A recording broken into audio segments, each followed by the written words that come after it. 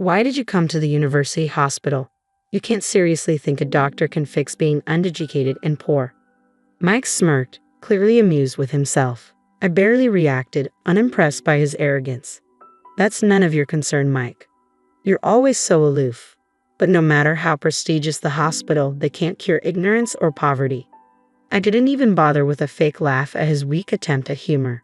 Then suddenly, a nurse came rushing toward us. She looked directly at me, waving urgently. "Doctor, we have an emergency.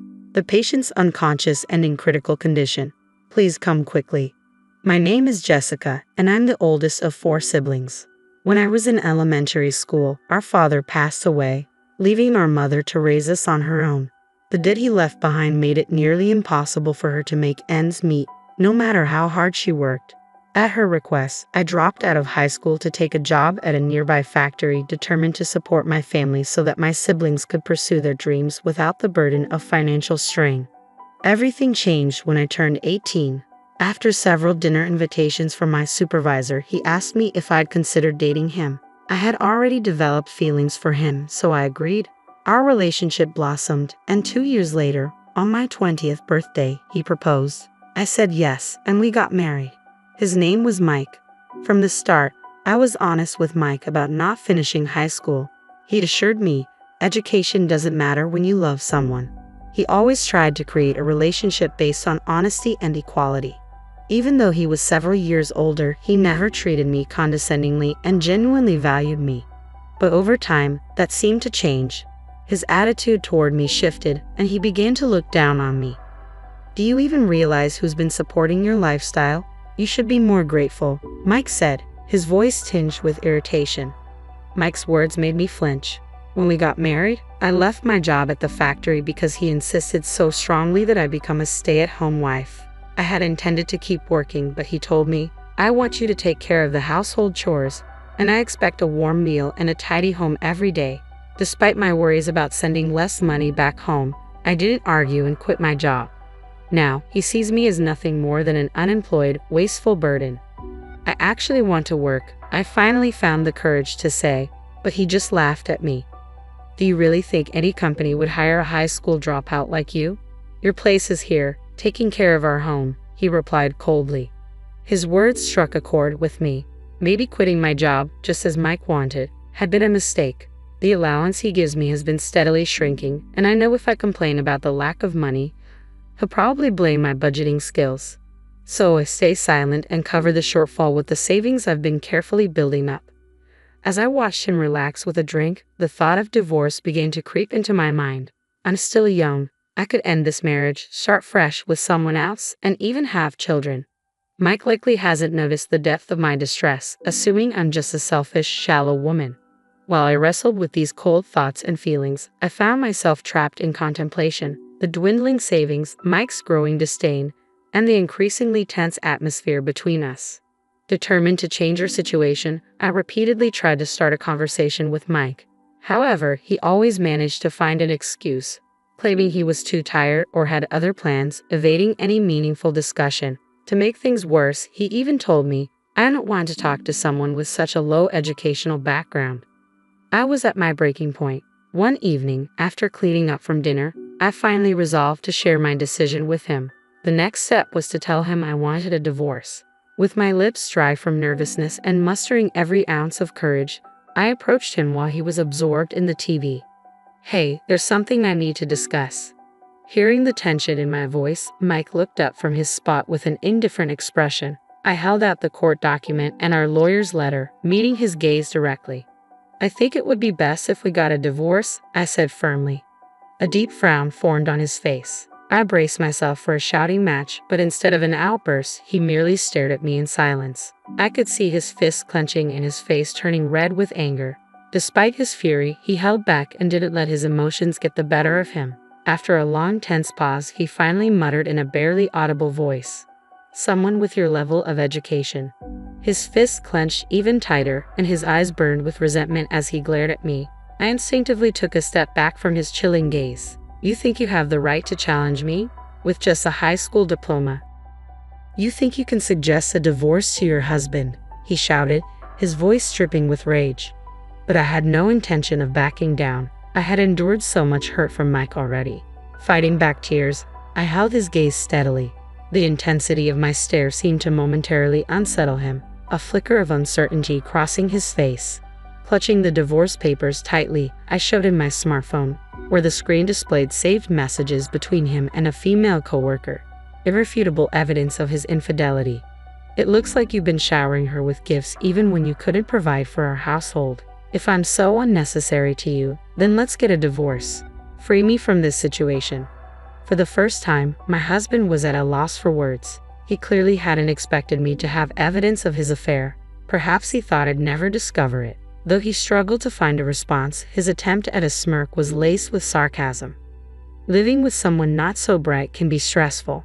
I need some occasional refreshment, he said, admitting to the affair with no hint of remorse, then turned back to the TV as if the conversation were over. The emptiness of his response was palpable. I swiftly moved to his side and turned off the TV, filling the room with silence.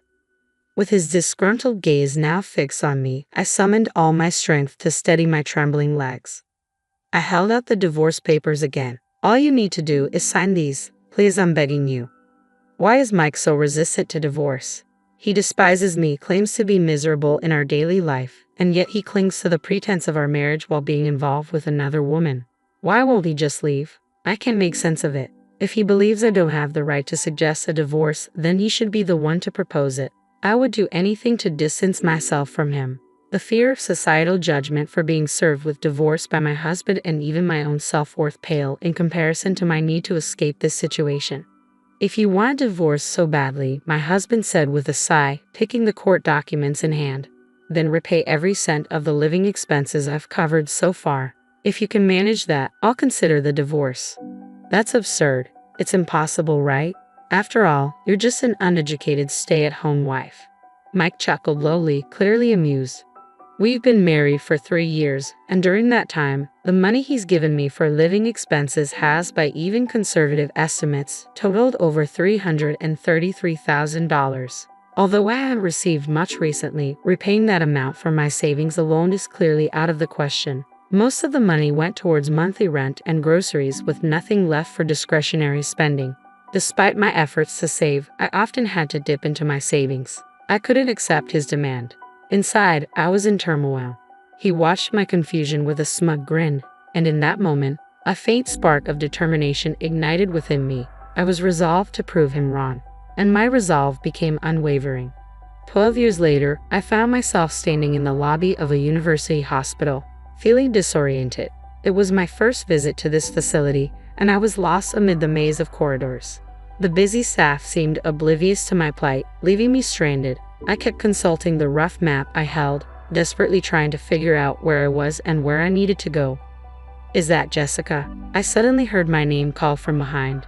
Turning around in surprise, I saw a middle-aged man standing there. I felt a sense of familiarity, but I couldn't quite place him. I'm sorry, have we met before? I asked, feeling a bit embarrassed.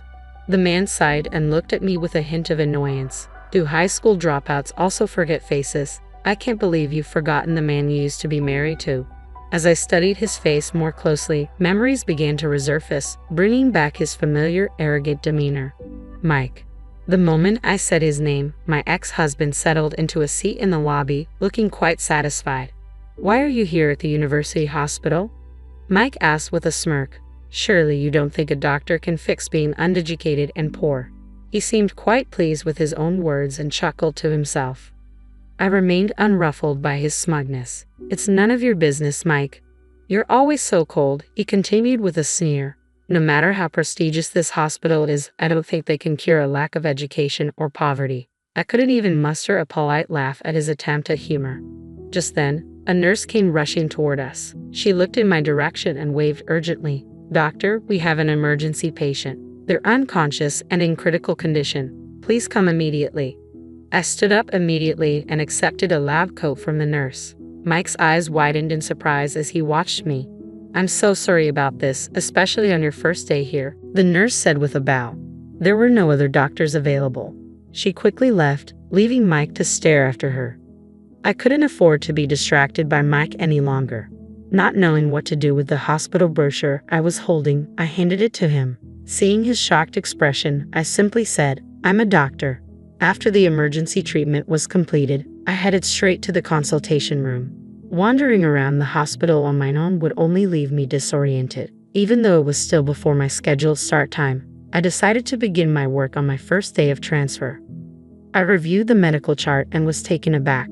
As I entered the room, I saw Mike sitting in the examination chair. His expression mirrored my own shock, eyes widening in disbelief. According to the chart, Mike had heart problems and had been referred to this university hospital. I took a deep breath, refocused on my work, and proceeded with the examination. Mike, clearly unsettled, couldn't mask his displeasure. "Is there anything else you'd like to ask?" I inquired as I finished the examination. Mike murmured, "How did someone like you, a high school dropout, become a doctor?" A nurse working beside him looked at him in surprise. Not wanting to waste consultation time, I took a moment to reflect. "My father was a doctor," I began. Just to clarify, I didn't drop out of high school due to poor grades. Memories of my father came flooding back. He was often away, preoccupied with work, and much of his earnings went towards alcohol and nightlife, leading to significant debt.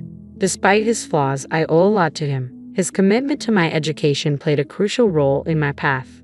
From a young age, I aspired to follow in his footsteps and never wavered in that dream.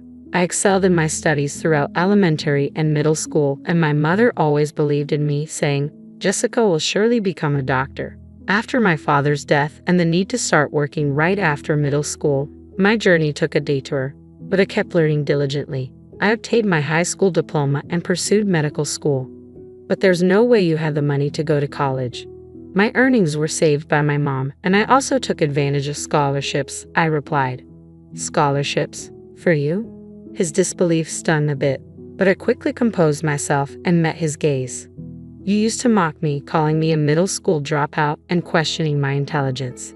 That was just because you didn't know the whole story." Mike glared at me, his eyes filled with anger. As the nurse whispered that the consultation time was almost over, I turned to prepare the medical chart for the next patient, casting a final glance at Mike. "Regarding the living expenses you wanted me to repay, I can pay them back right now, even double if you prefer. My current income exceeds yours." Mike's face turned crimson, clearly struck by my words. His pride seemed deeply wounded, and his anger was palpable as he breathed heavily.